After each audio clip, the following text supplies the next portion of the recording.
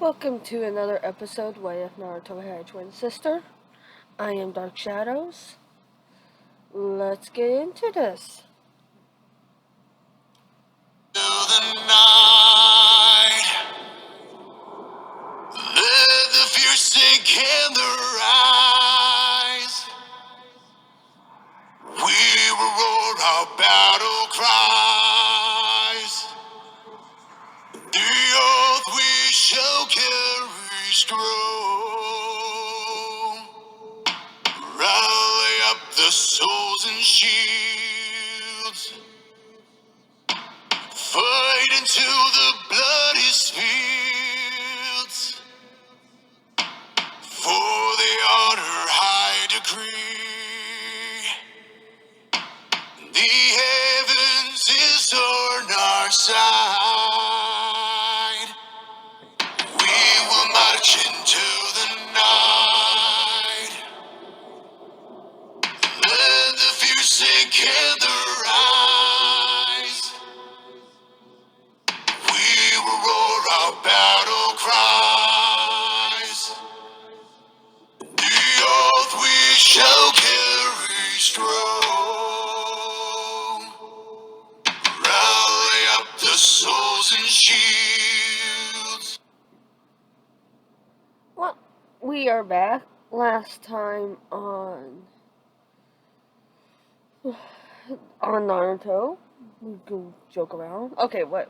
Back to the deal. Last time, apparently, Team 10 has really gotten back at the treatment they had suffered from Kakashi's buddies from Yambu when he was the captain there or worked there. Um, but his little buddies that formed the squads. And Team 10 found out that he was bitching to them about he was thinking they were getting unfair treatment, or not treatment, because the Hokage never shown that he was favoring them, but he was thinking they were getting treated better because they were getting the choice of the missions. So he was upset about that. So instead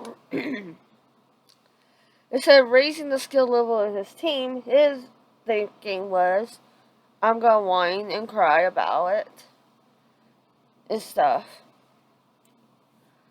Thinking they're getting they're getting assessed unfairly a lot of the credit they have gotten that made them get to the point that they got this. Was the main claim to fame was basically the land of waves, and they took his team's kill. He believes full-heartedly it was Ozma that did it, and he gave the credit to his team. He can't prove it because that wasn't the case, but in his pathetic little mind, that was the case. So that squad and Boom basically got a really bad body case of, you might as well poison oak. Nothing that truly harmed them. It was just more of an irritation that lasted a little longer than what normal poison oak would have last.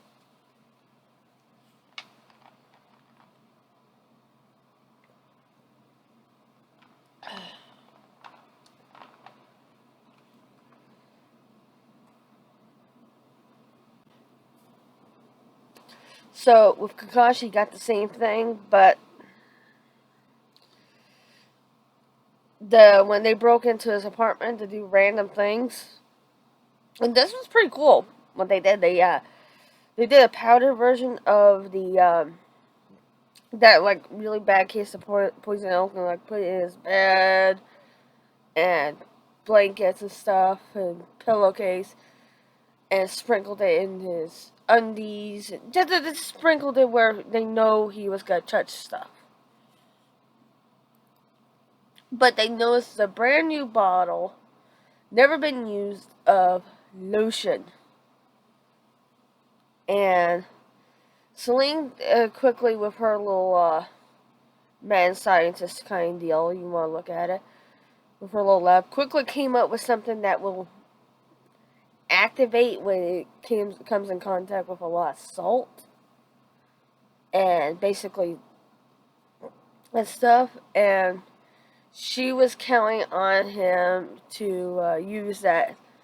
They were basically all counting on him to use that lotion in a sensitive area. You know what I mean, guys? So she basically, in so many words, combined the idea of icy hot to the extreme down there without the bad smell. So when he used it, it literally felt like boiling water got poured down his pants. And here's the beauty of it: he not quite realizing, or he's not wanting to put two and two together. They're not really sure. Didn't realize it was the lotion. So even though he basically called teams 7 out being sick for that week, and even though he used it once and caused extreme pain, he decided to continue to use it. So either he has a fetish with pain, or he's or gluttony for punishment. No one really knows, but we already know that Naruto put seals across the apartment water faucets and sinks and stuff. That when it will be activated by Kakashi's chakra signature alone, that fire will come out. The whole reason why is for that is people will think he's crazy if they didn't see it for themselves. So he could easily go up to one of his buddies and say, "Hey, can I take a shower or something? I can't use the water in my apartment because, well, it's fire. Fire's coming out." People go, yeah, bullshit. You're drunk, buddy. Okay. So, luckily in this case for him, when he tried to jump into the shower after letting out a big horrible scream, which caused Gemma and Guy to come finding a extremely in pain Kakashi, and then try to jump in the shower, and forgetting for a moment that it's not water's coming out, it's fire. And considering that the lotion that he loved to use was oil based, and well, we know how well water and oil mix. You don't know, go find out. But at this point, at that point, after the few days after that, he's sitting in his apartment with an ice pack to his groin, sore as hell. He's itchy as hell. He has all over. He hasn't quite figured out why. He kind of got a clue that the kids said that Team 10 has made it quite clear they did something to his apartment. They got in. But when he got there, none of his security seals were deactivated or activated. Or in this case, to be deactivated, so none of those traps were set off. None of the small traps that he had in there went off, so he didn't believe them. First of all, he doesn't think their skill level's up there. So the fire coming out of his sink, he thinks Master Jiraiya did it. Well, Naruto left a extra little surprise of extra really stinky crap in his with a seal all over the apartment. So you get this horrible, god awful sewer, rotting flesh smell, whatever, the worst smell you ever. Basically, fill up his whole apartment, and it was a time sensitive type seal. But here's the beauty of it: it would not go off unless Kakashi was in his apartment for a period of time. So it was literally designed to be going off.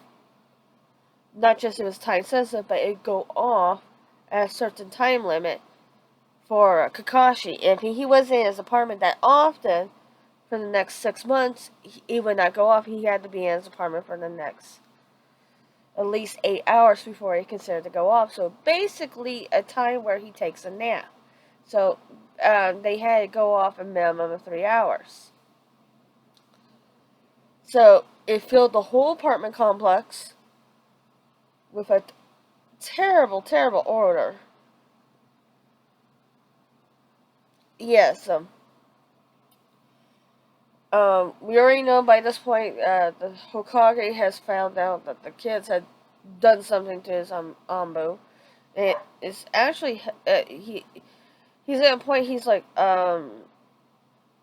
he's not 100% sure he should scold them for doing such deals. First of all, it hit the third goes, yeah, they cast the first stone. Team 10 just finished it. And there was the same thinking after he found out what happened to Kakashi. And fortunately, there's some side effects to that one. But he figured he'll let Kakashi deal with that one. With his fellow comrades. Because Kakashi did technically toss the first stone on that one. So, we're doing a time skip. Team 10 has just came back from the village around the same time as Team 7. Team 7 did a D-ring mission outside the village, and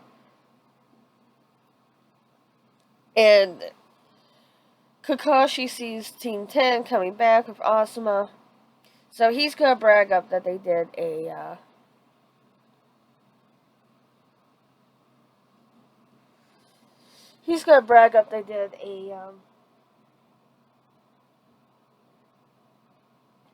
the teams did a they just did, his team did a C-rank mission, a couple C-rank missions in a row. Which was not the case. They didn't do that. They've been doing B ranks. They have, not B ranks, but D ranks. Outside the village. And it happened to be a few in a row. They were good high paying D ranks, but it was still D ranks regardless. Because a lot of times when it came down to the C ranks, when it came down to it, to the C ranks, it came to Inchonin and maybe Low Junin that had won them first. And if there's still plenty, then if any Ganin, high-ranking Ganin, basically in any senior Ganin that haven't quite done the tuning test, or they did it and they just didn't pass it yet, got first choice. Then it came down to trickling down to anybody else. So basically, out of their year, outside a guy taking first pick, Team 10 had first pick of basically any missions. Team 7 automatically with the D rank got all the crappy ones. The third sat there, Team 10 has well earned the good ones, even good high paying ones, so on the D rank. So when it came to it, and considering Team 10 is pretty there early, along with Team 8, they basically got first pick. And considering that Team 10 was not greedy when it came to a lot of these good missions, C-rank missions, and considering Team 8 has shown that they're pretty good too, they discussed which missions to take. So Kakashi did not realize both Team 8 and Team 10 had been taking a lot of times the C rank missions along with Guy's team. So there wasn't many C rank missions after the pool of people that had choice to take it. So he was like, ecstatic that his team got the choice of the D rank, and they were almost close to low C rank pay. So he was bragging up because he didn't see his Team 10 around so often. So in his mind, Team 10 wasn't getting the good missions. And that's why we're at this point in the mission saying, oh, yeah, good for you on that. Thinking, we were meant. So that's where his mentality is at this point. When he's getting ready to brag up, he goes, and he lied about the ring because it's not really that hard to think about it.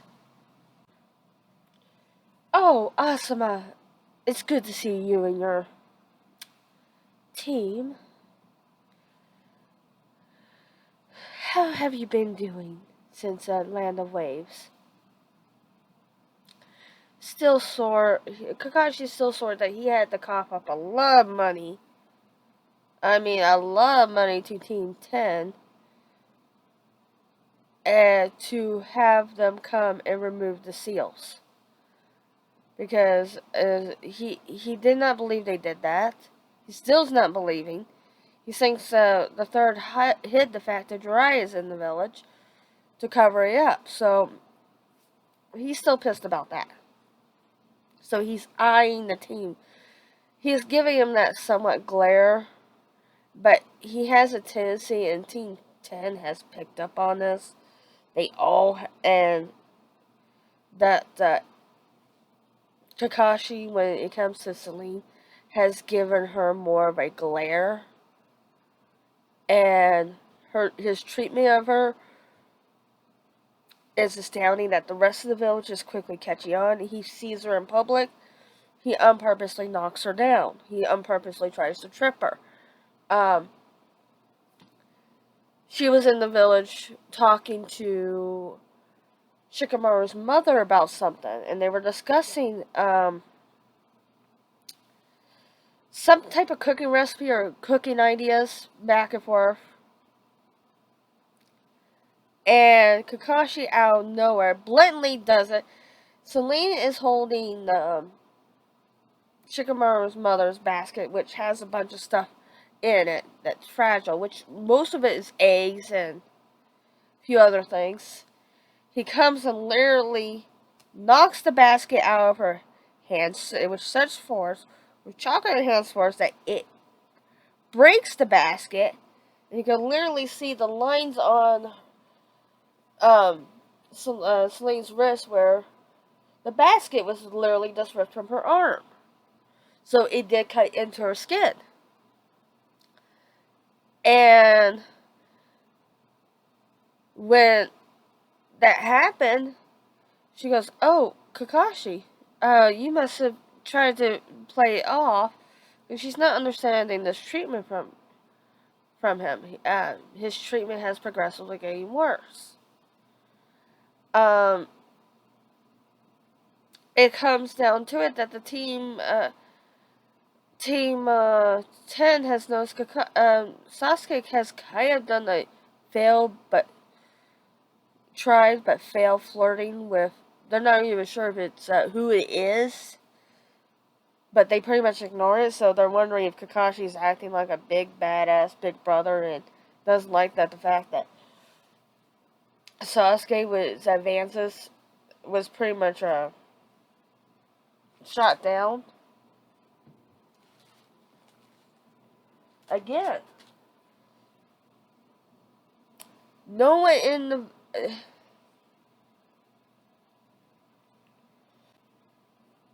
Again, no one understands that, but back to it. They know this is progressive treatment. And when she went to go try to clean up the mess, if it wasn't for Yoshi trying to stop it and Celine kind of stepping aside and letting him hit it, he went to go shove her face even more into the sharp glass that had broke because there was jars of stuff in there. And goes, oops, I'm sorry. And then walks away like nothing just happened.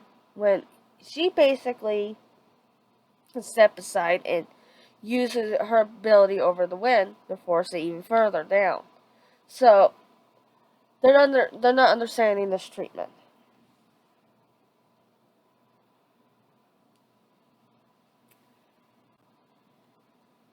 of this.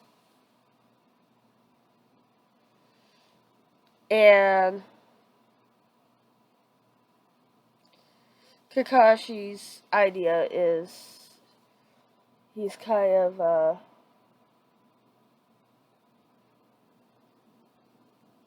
upset about this. But he's taking it. So they're not really sure what's going on with Kakashi. He's upset about something. He constantly gets upset about it. But for some strange reason, when it comes to Celine, wherever he's upset, he takes it even more to the extreme with Team 10. So she's become the focal point of his physical harassment too. To the point that she has made complaints against him and the rest of the team members and random people have seen it. Fortunately, a lot of the complaints have been got to this civilian council to the point that the third has gotten upset. But we'll get to that one on. We just got back from a C rank. You guys must not be doing a lot of those. And I thought you guys were the team to beat. Asma glares at Kakashi. Oh, we just got back. It was technically a B rank. Have you been doing B ranks? Have you been doing those B ranks since Land of Waves? Well, this particular one was requested by the Fire Lord Daimi. As you know, I was one of his former 12 Guardians.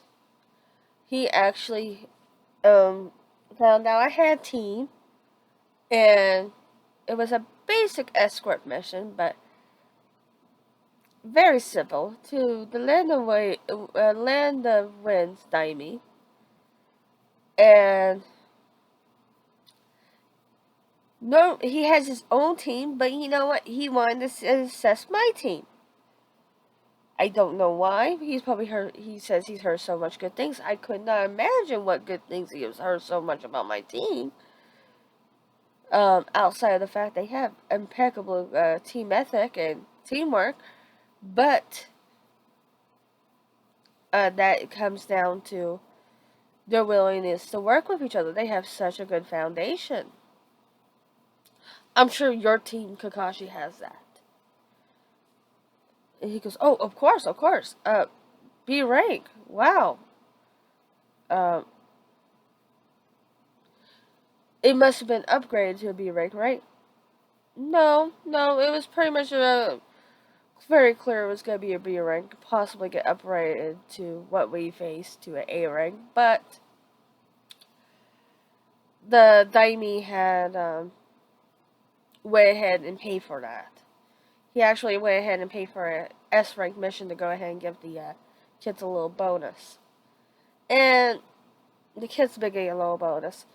And considering his wife likes how they treat her cat Toya, the one a D rank mission this team can't get away with right now is if her cat goes missing, she requests this. But you know what? She pays them for a B rank mission. Has your team gotten that? Has gotten that? You can see Kakashi by this point is fuming. His idea of rubbing it in Team 10's face about the missions. Failed. And it failed spectacularly. But he barely heard the rest of it because he was fuming at the idea they got requested for a B rank. Specifically from the Lord Daimi. And he didn't like that because that means the Lord could be starting to assess them for future guardianship from his, part of his group. Where it's like a really high class contract. He didn't even get that one. He tried to get more information out Asuma, and he tried to get Asuma to recommend him to the Fire Lord, and that just didn't happen. So he's not 100% sure, but he knows the Fire Lord picks combat able people that have incredibly high skill across the land of Fire Nation. So, but he's been known to basically choose the Fire Temple and Konoha, but there are some blood clans that are not associated with Leaf. They work with Leaf quite a bit. They just don't want to be associated with Leaf just yet. They still want to be on their own. They don't like the idea of being part of the village. And can't understand why the third hasn't or pushed for them to join the village, but that's besides the point. So he's like, oh, and that hears that they were permanently requested for Toria, that demonic cat. He's like, well, I'm sure they have fun with that damn fucking cat. So they can have him. I don't think anyone wants that crappy mission. Well, the team doesn't put much thought into it. They don't act anything different. They just shook their heads and go, oh yeah, not a big deal, and just let it go. And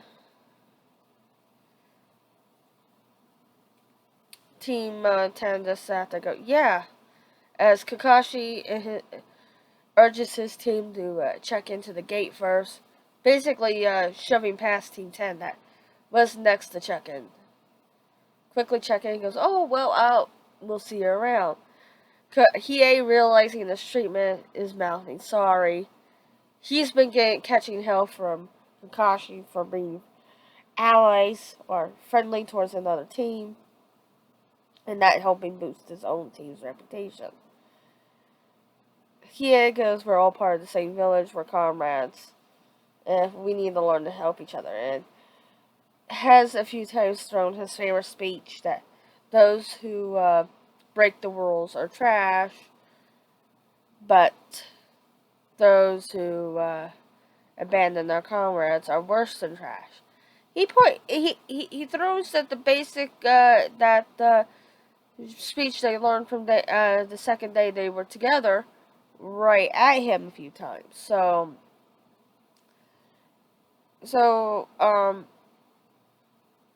he's trying to figure out what's up with this hypocrisy that Kakashi's doing. Kakashi has so after that incident, a couple of days later,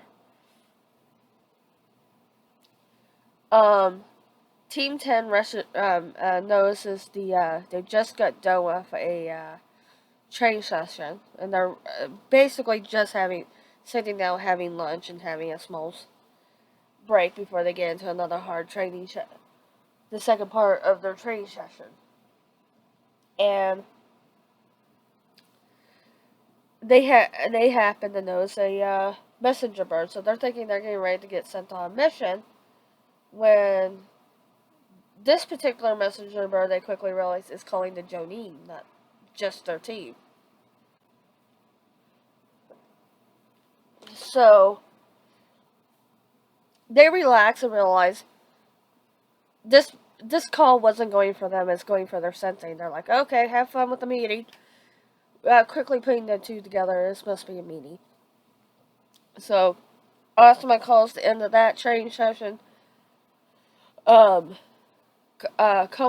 and his group has basically, he just doesn't idolize Naruto and his sister for treating him differently than the rest of the village. To say calling him on my grandson, they're the first that actually treat him like, hey, you're a brat, stop acting like a goddamn brat and stuff. We don't care if you're the Hokage's grandson or not, you're a brat.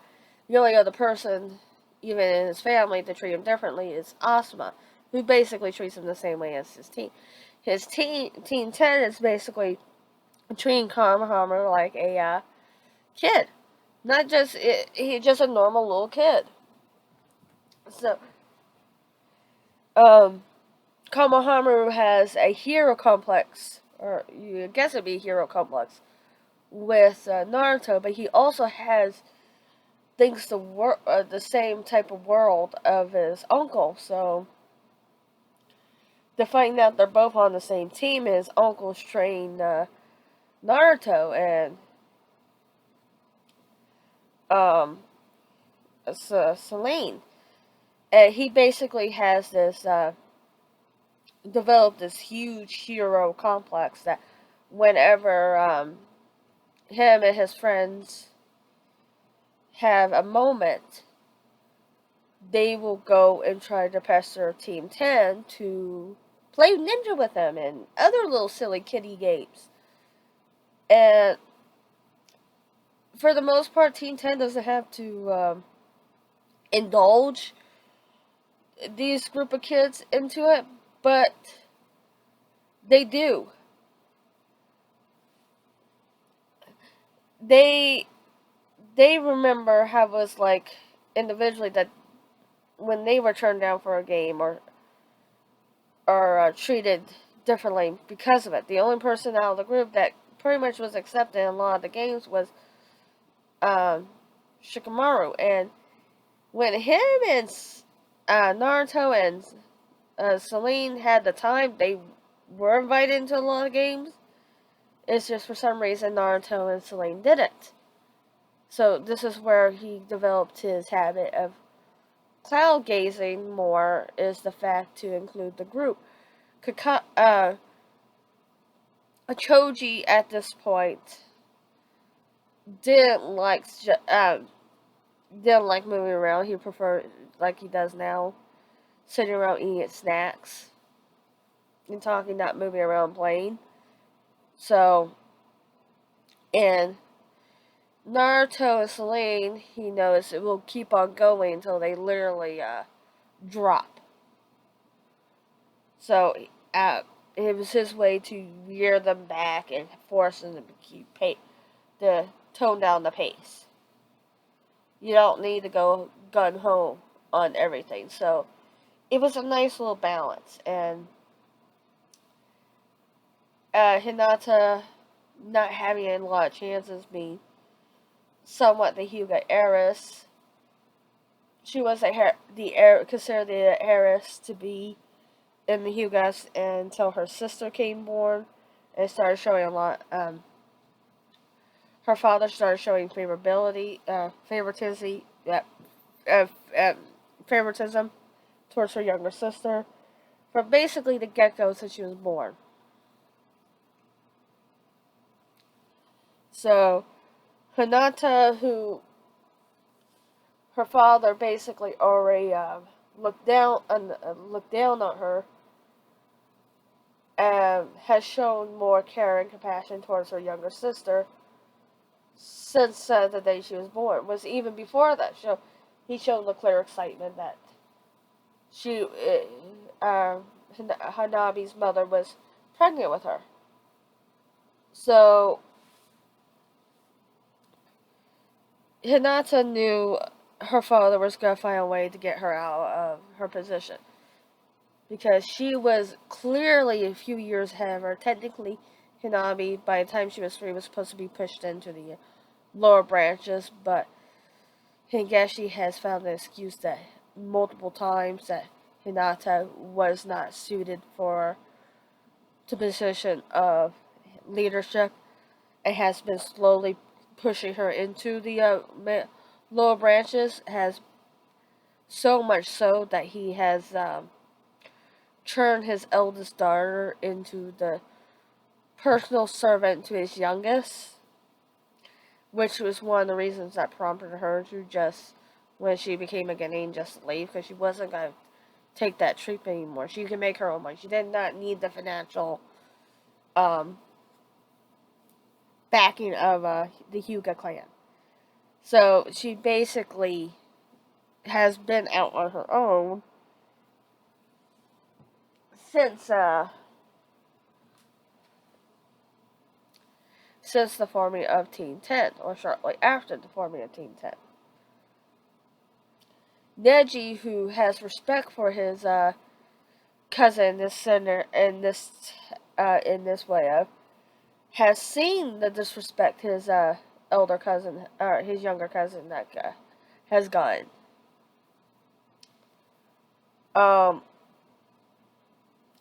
His father has seen it too.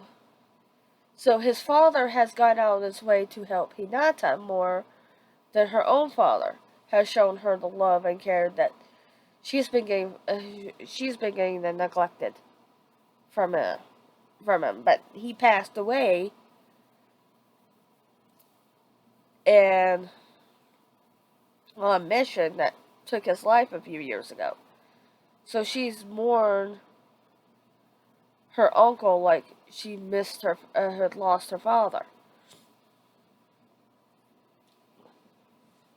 And so that's how her and Denji consider themselves more siblings than the sibling that she's actually got. Even though Hanabi has worshipped the ground that her elder sister walks on, but also has a black complex that's trying to get their father's approval. So when they're alone, Hanabi treats Hinata good. When Hinata lived at the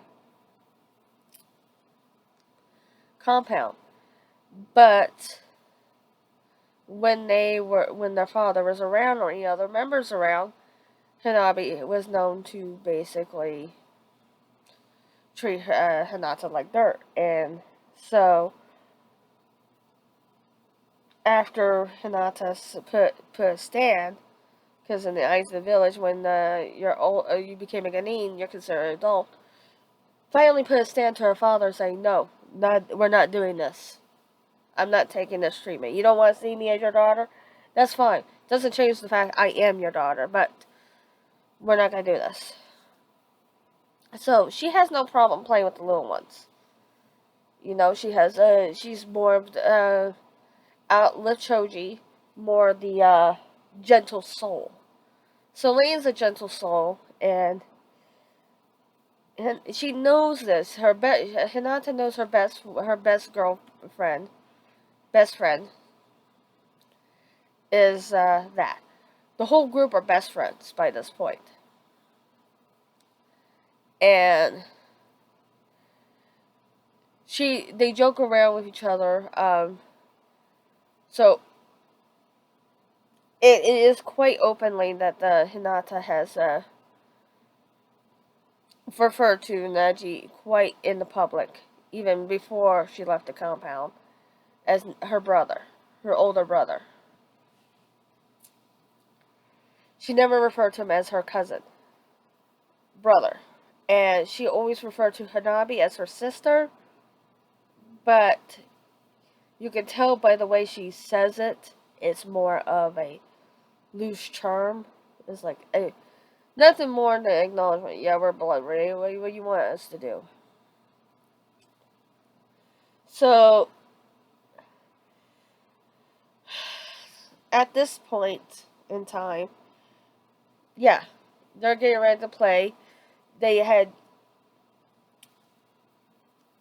they're walking down Main Street. At this point, the Kamehameha was trying to sneak up on him, as you see it in canon, in the square box that looks like a rock. They bumped into Team 7, hearing Kakashi, not Kakashi saying, we're done for the day. Yeah, Kakashi. Hearing Hiei laugh at Sakura's getting rejected for the zealing time, and actually hearing from Sasuke that she is the weakest member of the team. Well, by all honesty, she is the weakest member of the team. And Team 10 is acting like they are not. They did see the rock box type deal before they call them out on it. They're gonna see how they're amused a little bit to what Konohamaru is going to do. And his little group. They know it's his little group of friends that he has made in the academy. So they're talking with Hiei, pretty much ignoring Sakura. The Rock is spying him. Hasn't really done anything by this point. So Naruto, like a cannon, calls out Konohamaru. Go, I know that's you, Konohamaru. Rocks are not square like that with holes.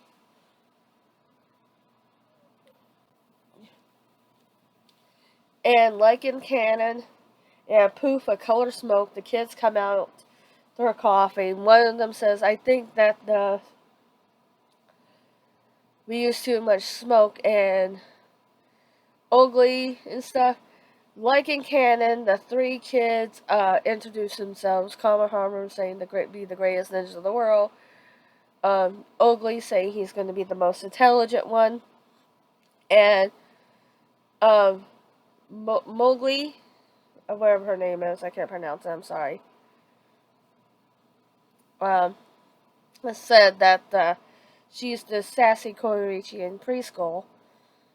And along with the sexiest. And you can see Hinata and Celine doing sweat drops. The group is doing sweat drops. And they're realizing, okay. And the Konohamaru was pointing out, like, you saw through my disguise, boss. I knew you were my eternal rival after they introduced themselves. And they're like, he goes, yeah, well, okay, kid. What's this about? And Konohamaru, not missing a beat, say, hey, guys, are you free? And they're like, free for what? You promised the next time you guys were free, you play ninja with us. And they're kind of thinking, ninja, did we make such a promise? And the Team 10 is playing it cool. He's joined in on that because he enjoys playing with the Team 10's tactics when it comes to the younger generation. It's not unheard for Team 10 to pull Team 8 and a few others to when it's like himself and even Team 9 in on helping the next generation with playing ninja, which they're helping them while they're playing sharpen their basic shinobi skills. So they're liking the fact that they're using this game is to help out the next generation, their next comrades in a few years. They're like, he joked around. He goes, "Oh, you promised them, and you did not tell me. Oh, I am hurt."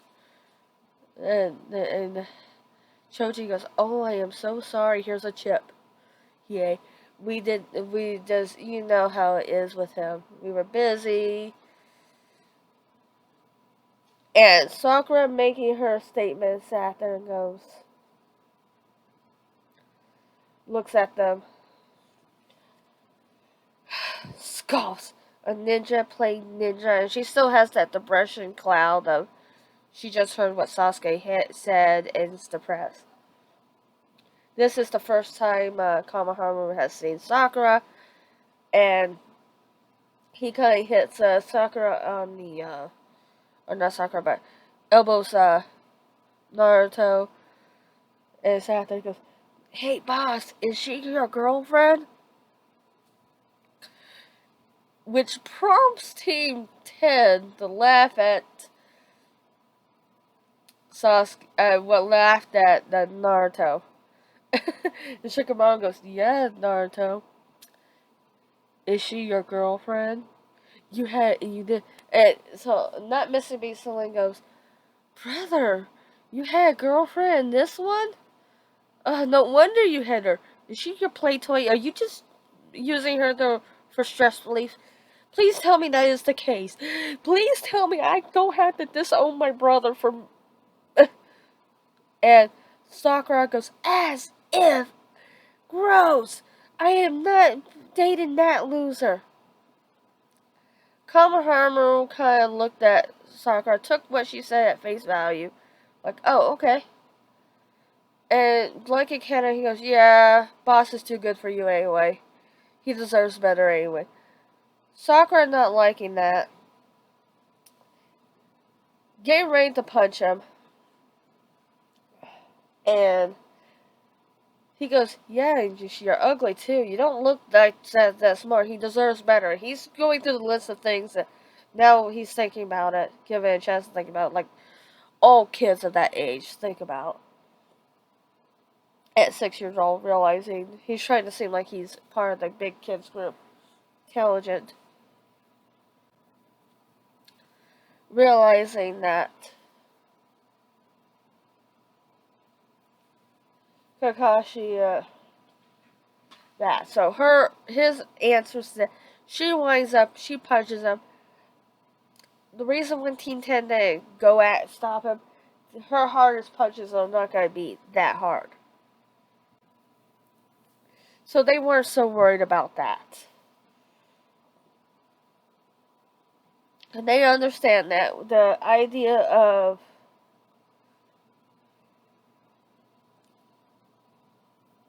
that her, so they're not worried about Komaharu getting hurt because she didn't hold back her strength.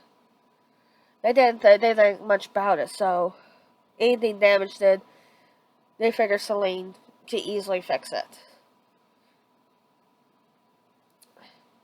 And gave them a chance to scold her. "You hit a child, the honorable grandson, for that?"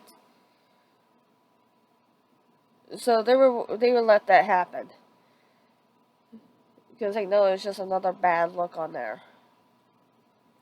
Kamaharu sat there, not really hurt that much. But Celine checked him out, and she's just like, "You little brat!" And before they could say that, even one of the members of Team 10 could correct her, "You just hit the honorable grandson" type deal.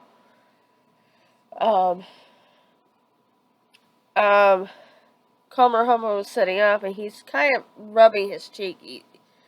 It's sore a little bit, but it's not as sore as it could have been because he has sparred with his uncle and the rest of the members of Team 10 from time to time, and he knows they're holding back, and they hit a whole lot harder by just holding back than what she just hit. He's like, "She's a monster. Do you see how big her forehead is? I understand that, white boss, how do you know this girl?" After that, like a cannon, you get the warning signal that Sakura turns into a big monstrosity, and Naruto tells Kamaharu, "Run. This is your first. This is a very important trait that a ninja must know: is if you can't beat him, to run." So they run. Kamaharu's little friends run with him, and this is how Celine and Hinata and the rest of the group, besides Naruto, he's following the kids, acting like he's scared of Sakura too. Why that his team took to the trees on the side to carefully intervene if Sakura has gotten too far. Figure Naruto has it, but it would be better for Choji or somebody or Hinata to jump in and take care of it, because whatever reason Sakura still thinks Naruto has a crush on her. Always thinks she has a crush on her, but it was never in the case. Naruto has indicated that he likes girls. He's just not interested in dating any of the girls in the village.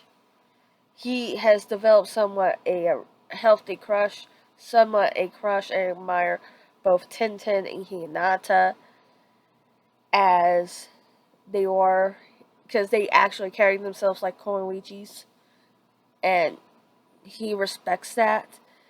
He's starting to see Ino in a different light because in the past 6 months, she has went from fangirl to basically holding herself as a proud Konoichi of Leaf. So he's starting to see her in a different light. And they turn around, they're running around the corner.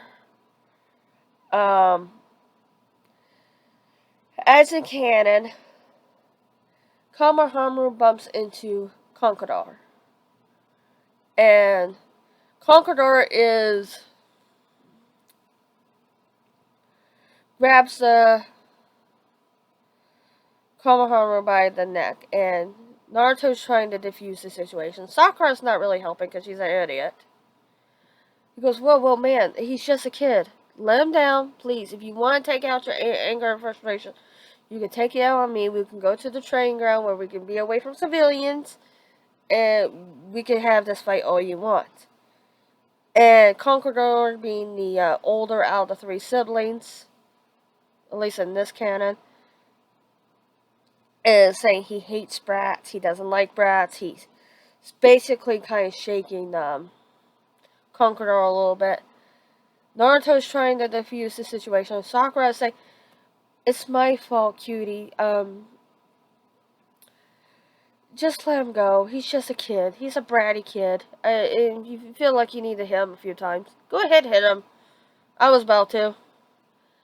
Naruto glares at Sakura. Doesn't say anything. It has established she's a fucking idiot. As much as she claims she's a genius. Has the brains in the academy. In their mind, that wasn't the case, so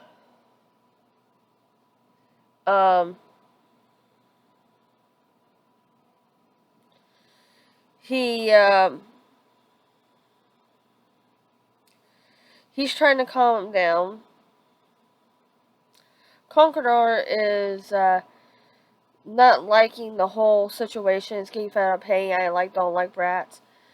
Tamari's not really jumping in there, but she's eyeing Naruto up and down.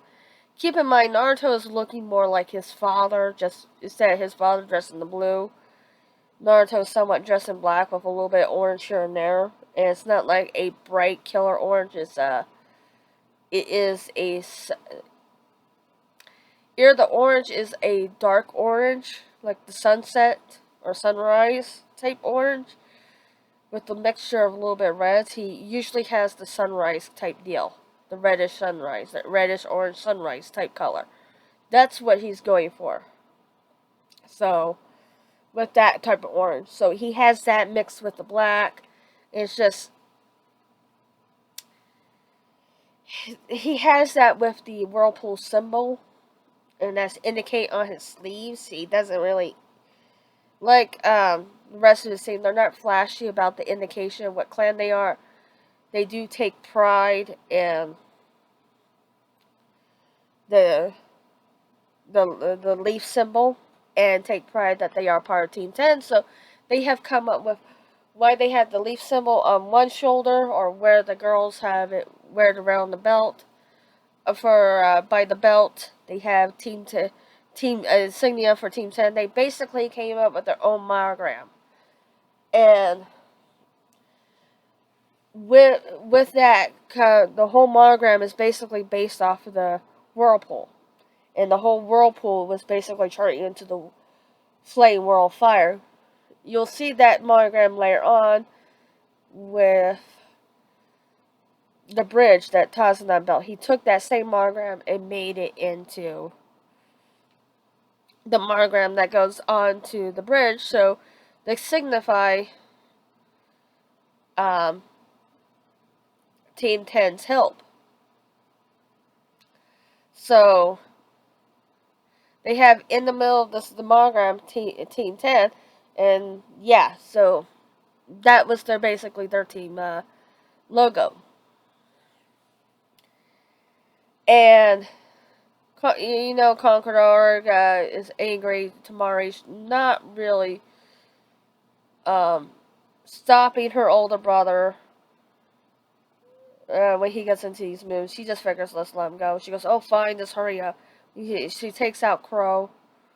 She goes, she's about to do something, and Sasuke's escalating the situation. He goes and hit, like in Canada, throws a rock, saying, you want to fight somebody, fight me. He crushes the rock, the small rock. Not 100% sure. Naruto's having a sweat drop. What is the point of crushing a rock? Anybody worth their salt as a shinobi can crush that with their aid or chakra, so he's not 100% sure what Sasuke's trying to make a point at, saying that he can crush his enemy. Yeah, okay. The last time they ever seen each other in battle, it was Naruto that had to bail his ass out. And they're thinking back in the Land of Waves, like, well, we had to bail your ass out. So, I'm not really sure where your strength is coming from.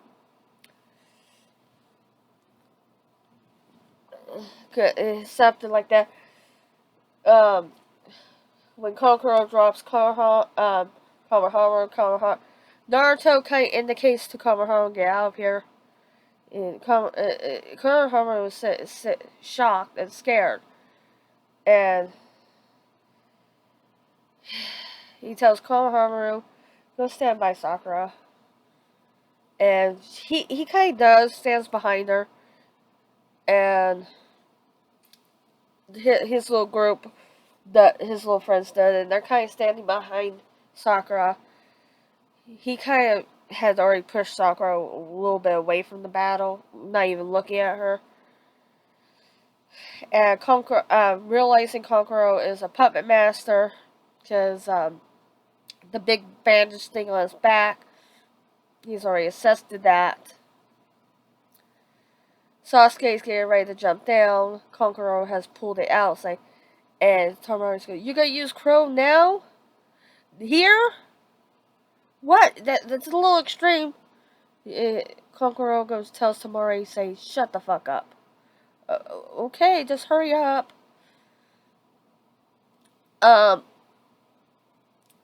As the situation is escalating, they don't see Selene, and Tamari starts slipping behind them. Selene has basically grabbed a giant fan from Tamari's back. Hinata has come out behind Kankuro and hold her fingers to the midpoint of his back, right there between his shoulder blades, right there on his spine, with a good amount of pressure. In the same sentence, once Selene took the fan, Naruto shimmies behind Tamari and holds a kunai to her throat. The rest of basically Team 10 shows up. Choji's beside Naruto, willing to give him backup. Not too worried about Hinata, because the girls on their team have shown they can hold their own quite well. And have definitely earned the title Kuroichi of Leaf. So, yeah. And Shikamaru goes by side Selene, ready to use whatever shadow. He binds them both in shadow paralysis, and at the exact same time, Selene opens up Tamari's fan. Go, oh look, a new toy for me. How nice! Santa has been so generous. We gotta make sure we return this. Return the favor of their generosity. And why don't you tell your teammate while he's up there by the tree to come hanging upside down to come down? It's the first indication that Tamari and Kankuro realize that Gaara is there. Sasuke could not help but his surprise. Pretty much jumps back in surprise. So much so that he's beside Sakura, but he's trying to hide the fact that he knew about the guy who was there. But it was quite evident in a quick moment that he was surprised that Gaara was there. And in the monotone, dark voice that we all know from Gaara in canon. Kankuro, Tamari, you two are an embarrassment to our village. Oh, Gaara, hi. We were just making new friends. How you doing, buddy? Kankuro, shut up or else I'll kill you. Yeah, I will do that right now, brother. And Tamari's having a sweat drop. She's already sweating profusely at the situation her and Kankuro found them in. They didn't sense the rest of the team's 10, and she did not sense Naruto as far as she knew, he was standing in front of Kankuro, and next thing you know, he has a kunai to her throat. And Gaara shimmies down with his sand, back in canon. That's how he does. And why the not paying attention. So Celine and Shikamaru already added ceilings to the fan, just in case they have problems with this team later on. They disabled one of the main weapons. And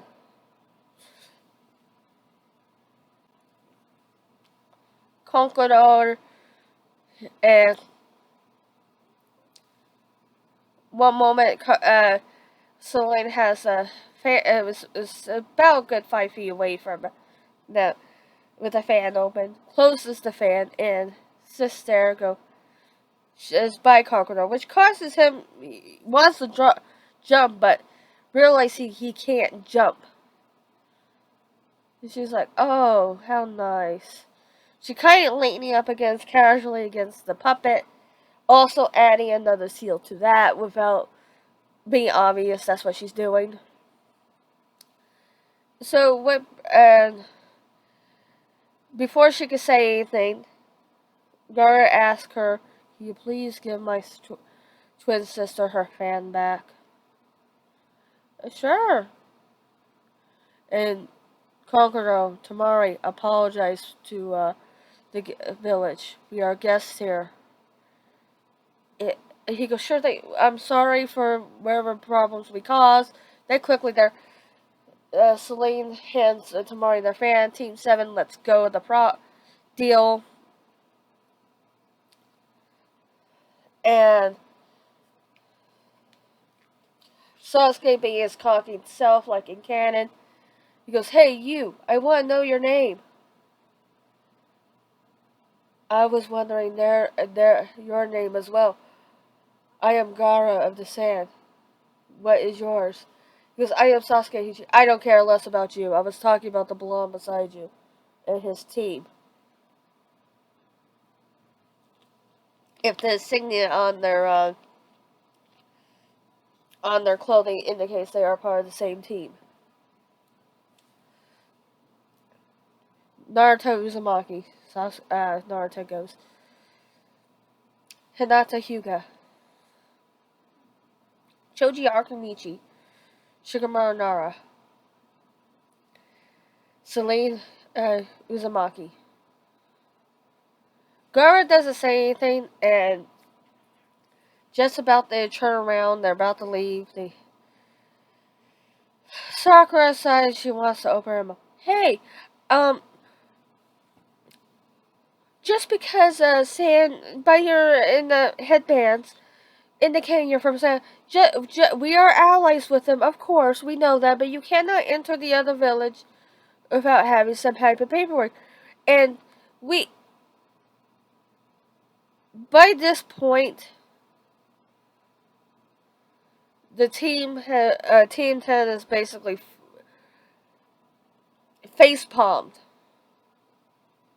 And Hiei, who's been watching this whole thing, so slightly in front of Sakura. He moved in front of her. So if he needs to push her out of the way with the children to get them out, that's what he was going to do. And he face palms his face, trying to figure out, like, oh my god. And he was all like, I am so sorry, I'm so sorry, I am so sorry. Uh, Shut up, Sakura. Don't need to make us look like the stupidest team out there. He's mumbling to himself, and Sakura goes, Yay, shut up, that is a very valid question.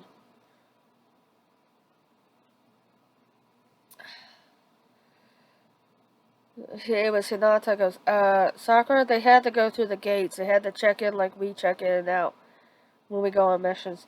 Do you think they had the paperwork to come in?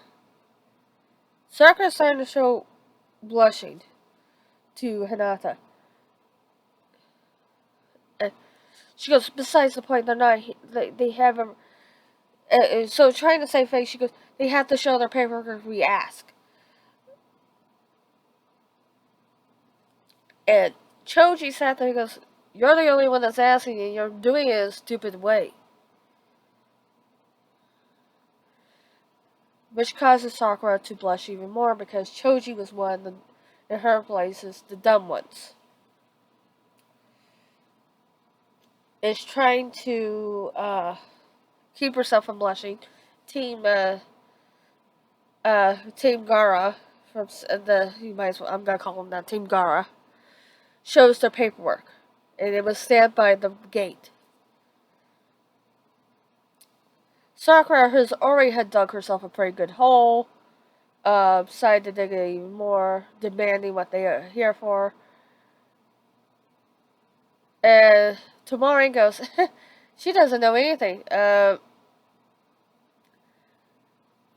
Not missing a beat. Shikamaru goes, she's a fangirl.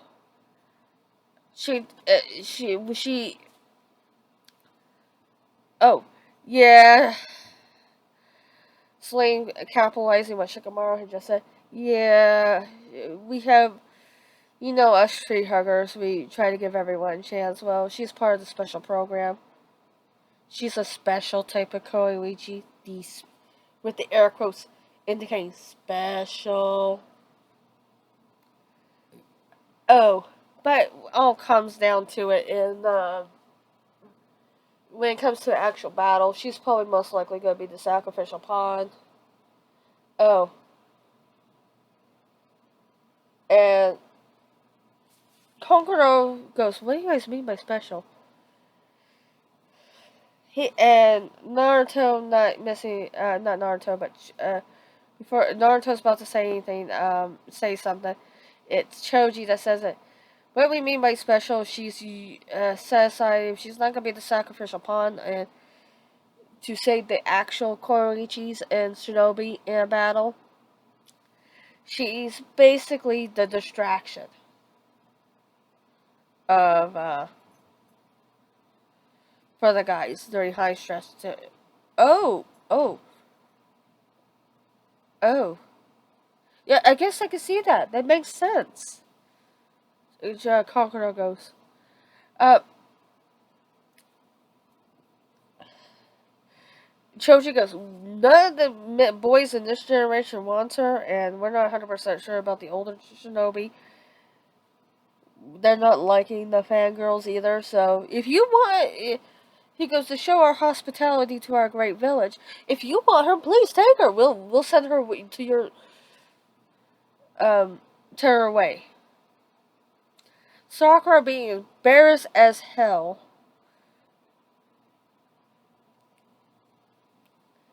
is about to yell at them, and Naruto's sister goes, so the tuning exams is coming around. Huh. So it's our village that's hosting it. And Tamari smiles at and blushes. And she's trying not to do the fangirl deal, but she can't help but blush at Naruto's tone. He's not having that goofy tone. He's basically having that inquisitive tone. She goes, yeah. I'm glad that not all your shinobi in this village are idiots. He goes, like we said, she's a special one. And she, Tamari's blushing at this,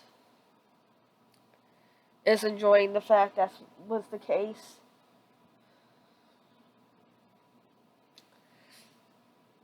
So, Team 10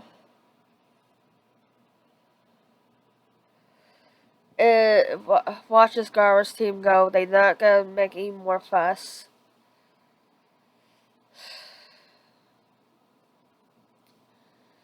As soon as they're out of a good distance away, we gotta report. Shikamaru points out, we gotta report this to the Hokage. Team 10 goes, yes, we do. Sakura, you need to come with us. This is my day off. I'm not doing shit. I don't need to report something to the Hokage for no reason, because they're gonna pick a fight with some random little kid in this village. That random little kid happens to be our sensei's nephew. And if we need to draw you a picture, let's go ahead and draw you that picture, because apparently you haven't put the connection there. Konohamaru is Lord Third's grandson. He's the honorable grandson. But if you stop letting your emotions rule your actions, you will have realized that. And thinking Team 10 is lying because Sakura listens to Kakashi, and Kakashi is same with Sasuke. So they're both in agreement that Team 10 is basically pulling their deal, and they scoff and leave. Sasuke walking away and Sakura chasing after Sasuke to try to get a date from him. A little sweat drop down the side of their face is basically the indication to them that they just witnessed basically what they witnessed, and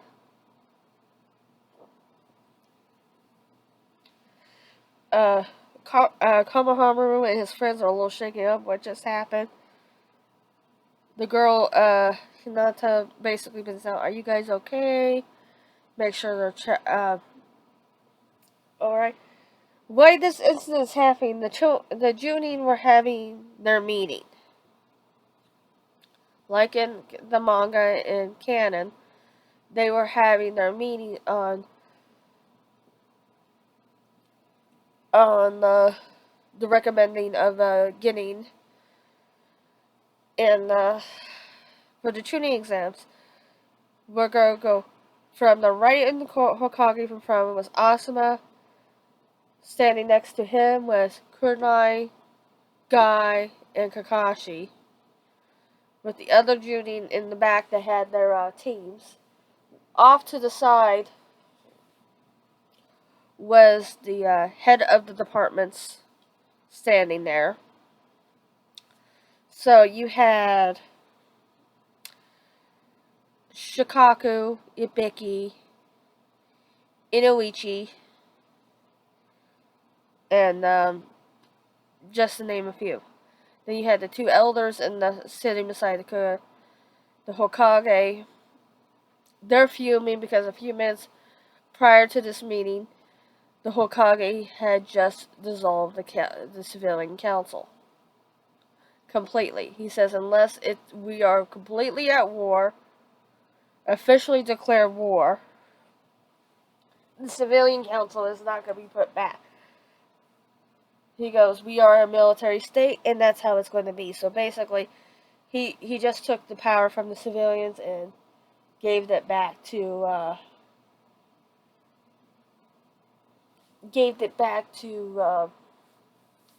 the shinobi to make the decision. So now it's the shinobi council that has majority of the power, which means he just limited, and in the same aspect, limit the elders' power.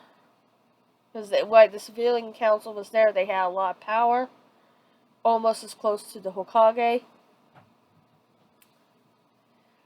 But the Hokage has worked around it if something was to happen to him or whatever, because there's rumors from his whispers among what they have found in intelligence that it sounds like the new village is teaming up with Sand to do an invasion. So, unless an act of war has been basically declared, he doesn't want to deal with it. He's like, yeah, we're not going to deal with this. This is what we're going to do. So, the reason why the departments are there, he says, in the act of something was to happen, like an invasion, surprise invasion or something, and that was in the morning when the elders got their power limited to basically nothing more than advisory roles, and that's it. They have no real power anymore. A few months prior, they found out Donza was doing some shady crap, and he was silently, but quietly executed. So he's no longer a problem. He suspected his old teammates were a problem, but he couldn't just silently execute them. So he had planned to take them out to eliminate the problem. So basically, all Roots forces has basically came underneath the command of Bicky. So how the Lord Third has set it up is, in case something happens to him to where he can't lead them, he cannot lead the village for whatever reason in an active invasion or a small declaration of war, that something happens to him, that the department has quickly act as a council to just not find the next Hokage, but to handle things in the village until the next Hokage is found. And they will work with the clan council, so which works well because a good portion of the clan council was heads of his department, so it works really well. So it's not like they need to pass on too much information because the head of tracking was Kiba's mother, so it worked out pretty well how they had it set up. So the elders are fuming. They're not saying anything because they're kind of upset about that.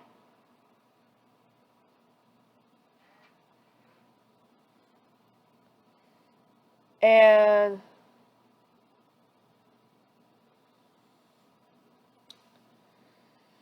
yeah, so they're a little fuming on the upset.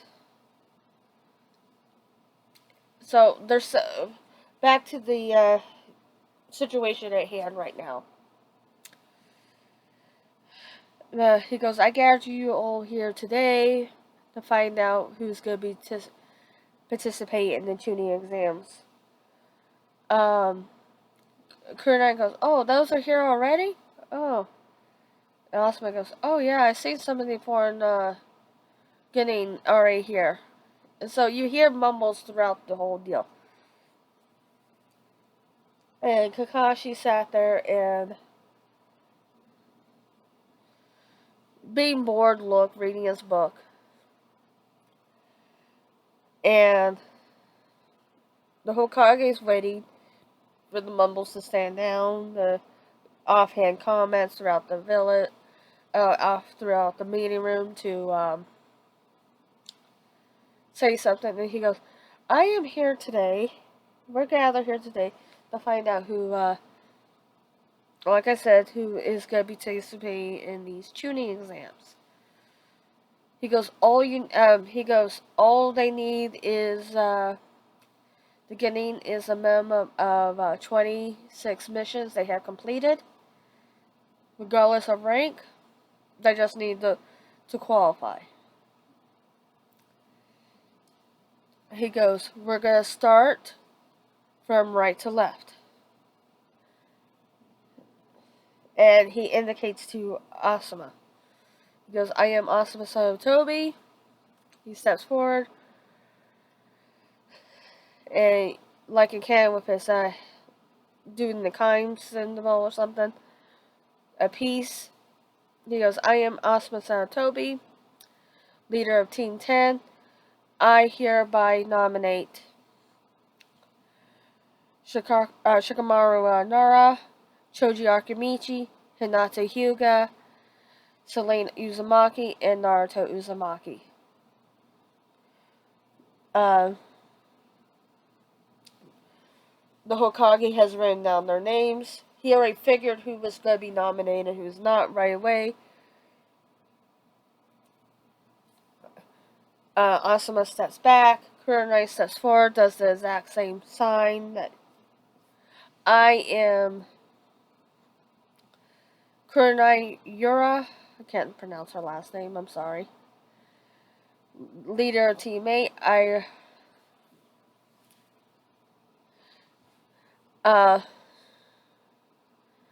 I recommend Kiba Umazuma. How do you pronounce it? Hold on. Shino Amarami and Ino Yukamura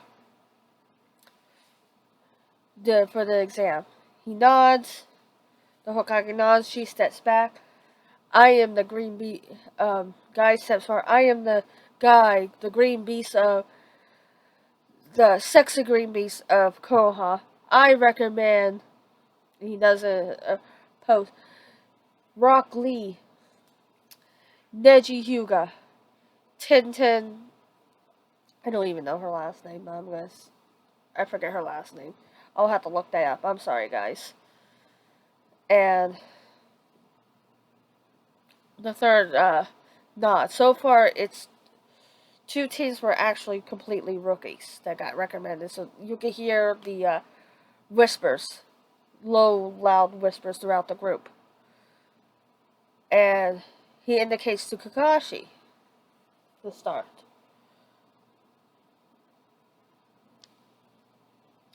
He comes up, he barely kind of does the sign. He barely puts his book away. And he's looked at the Hokage, who was glaring at him. He goes, if you don't put that book away and show me a sign of respect, I'm going to disqualify your team before they even start. So, without a hesitation, Kakashi puts his book away and shows more respect. I am Kakashi Hatake, leader of Team 7. I recommend Hiei. I don't even know his last. I haven't come up with last name. Sorry, guys. Sasuke Uchiha and Sakura Haruno for the Chunin exams. Whispers erupted. By this point, Aruka, who's been brought up to the head of the academy some time ago, a few months back, jumps up and says, "Hold on a second. I have complaints." And the Hokage nods and lets Aruka. I know these students. They are just rookies. They just graduated 6 months ago. There is no way they are ready for this.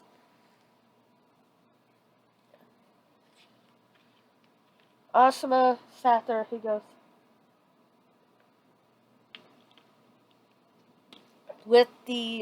normally I agree with you, but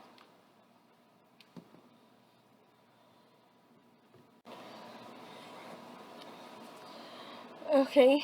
And Ruka goes, as you heard in the canon, he basically, says his stupid ass, asinine crap, doesn't believe in the kids.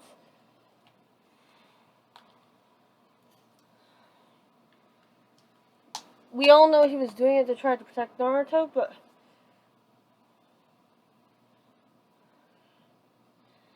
Naruto didn't really have his,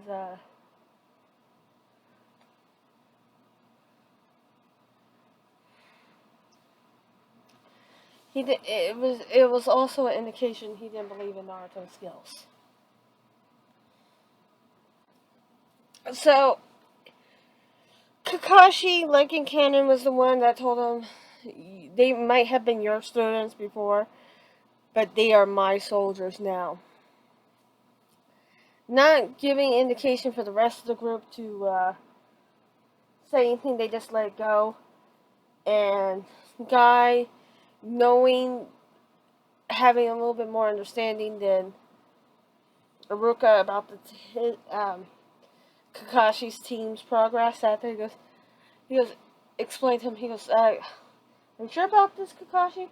I waited a year for my youthful students to go, so they have a chance to hone their skills." Yes, Iruka went the wrong way about it, but on a lot of this, but Guy didn't say anything about Team 7. The rest of them weren't already thinking.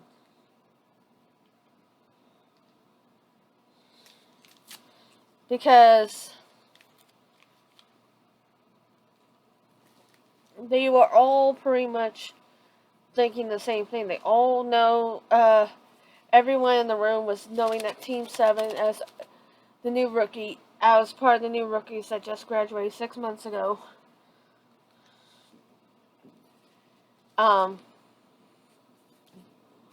Were the team to beat. They were getting more requests on their C in a lot of their B rank missions, because a lot of people were willing to pay those B rank missions just to get the teams, that particular team, so, or higher, when it was technically a C rank. Hell, they all heard the last few times that Daimon doesn't ensure that he had first pick on the team. Basically paid a S rank, the last few times, a S rank, high end S rank mission. And having understanding that Shinobi, once they hit a certain level, reputation level, regardless on what level they are at, have a little bit more of a leeway of choosing what they want. So, him wanting to swing in the pot each time he requests Team 7, not Team 7, but Team 10, at the end of the completion of your mission, he gave them all a big bonus, like the extra, a full pay of a rank mission. So it was like their tip, if you want to look at it. Rarely happens, but it's an indication if the client likes you and they're going to call upon you again, they will do that. And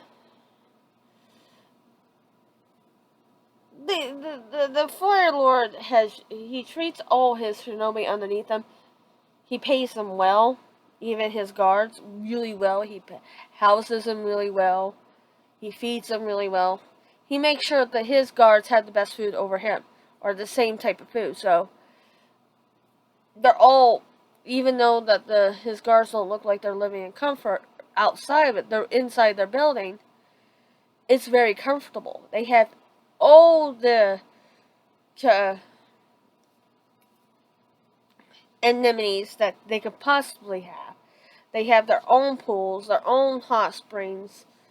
They have a resort where they can basically get massages and basically like a spa type deal for them.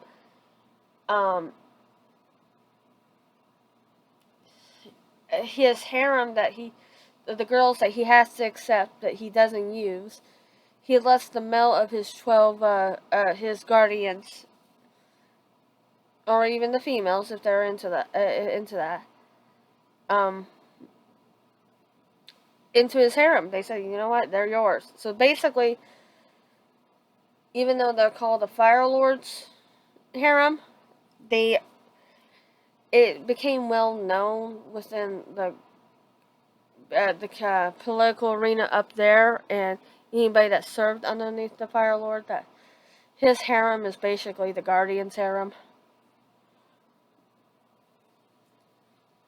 And he does have his favorites, so he does treat them. His particular favorites a little bit better.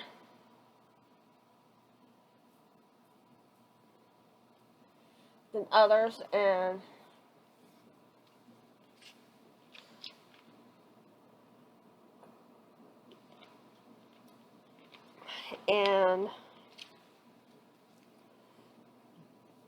excuse me.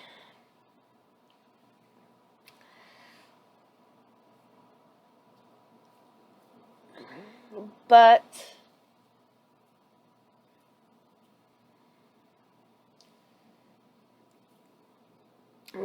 so when he's scouting out particular talent, so he treats those talent pretty well too. And considering Asuma is still one of his favorite, even though he's retired from the Guardian 12, still considered one of his favorites. He's treating his team basically like royalty. So, it's besides the point. We're getting down to this. And Kakashi is basically defending his team. Excuse me. The rest of the groups kind of back off. They don't say anything. They just leave it be and let Kakashi do Kakashi. They just let him dig, in their minds, dig his own grave. Asuma is very confident that his whole team will pass, and very confident if his team is going to become Chunin. One way or the other, this next exam, they're going to become Chunin.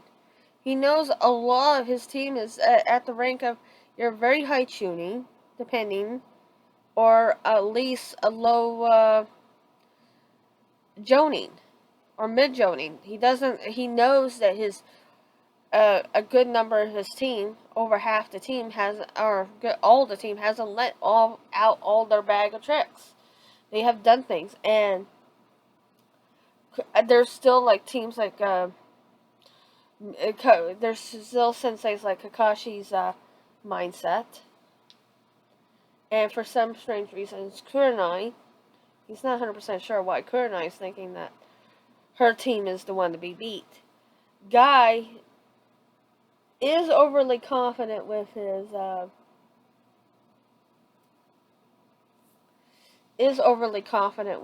team,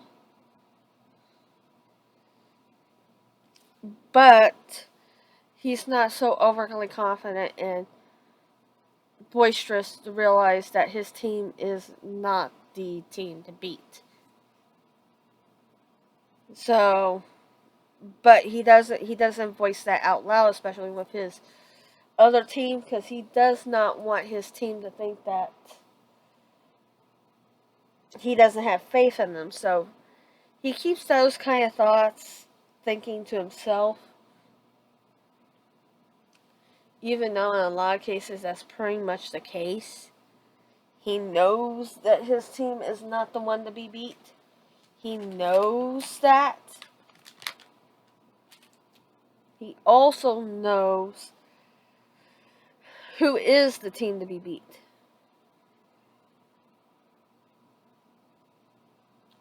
So, he's letting that go. And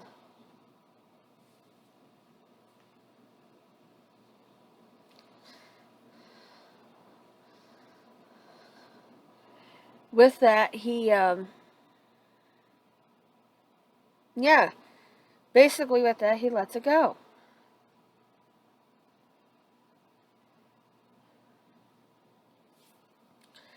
come. So we're with it the next day. The next day, all the teams have been notified that they are by their sensei. They've been nominated. Team 9 instantly goes in. Team 7 says they're going. Even though Sakura has her doubts,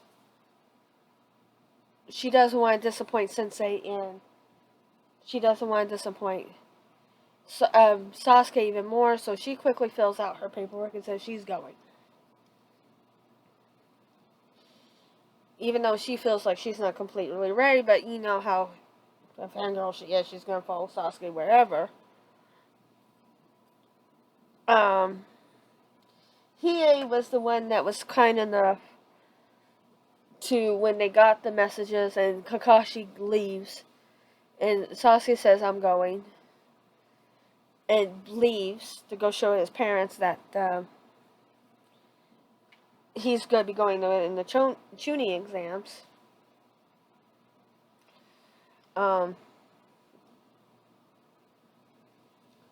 Kakashi, he basically stops Sakura before she leaves, saying she feels like she's not ready to participate in these ones. Don't let Kakashi or Sasuke dictate how she should go.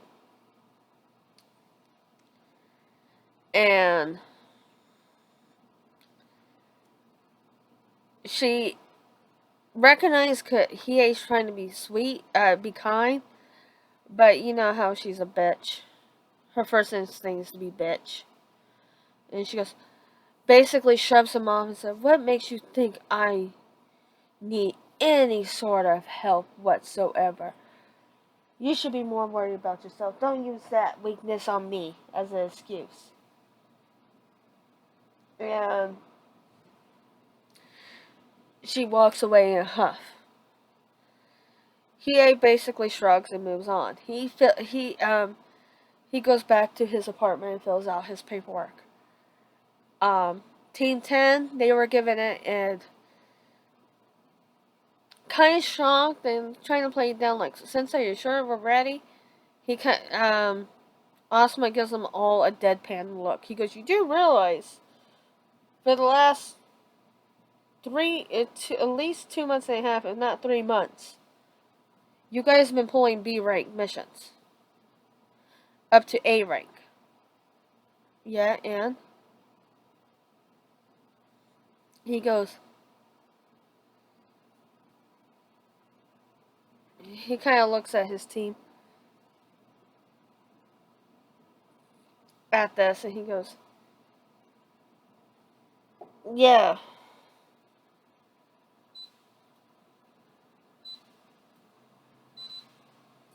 And he goes, you know that's what you've been doing, right? And they're like, yeah, and? He goes, you're more than qualified to lead your own teams. Be leaders in your own right. Be champions of this village in your own right. You're already considered the champions. He goes, it'd be wrong of me to try to hold you back, when I know for a fact you're all ready, as much as I want to shield you from our world.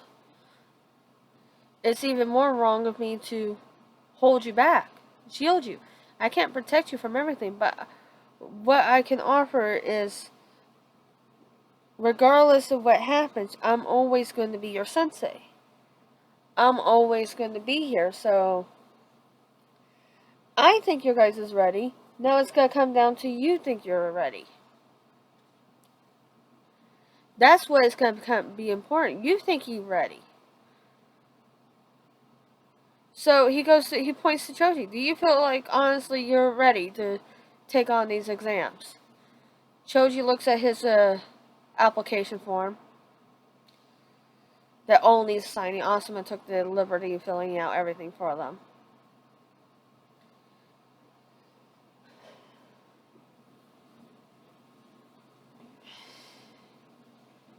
And he thinks about it, and he goes, yeah, I'm ready. I honestly can say I am ready for these exams. Bring them on. He looks to Hinata. He goes, do you feel you're ready, Hinata? She goes, yes, I'm ready. Shikamaru, he goes, I'm ready, but I don't really want to do it. I'm lazy, you know me. Asuma gave him points and glare, knowing that he's anything but lazy. He plays lazy. He's not lazy. Naruto says, hell yeah, I'm ready. Selene nods her head, yeah. You'll see? You guys know you're ready. So he goes, if you're looking for my blessing, you got it. You got my blessing. Do I need to go to the shrine and let the gods know that I'm giving you my blessing? They laugh at that.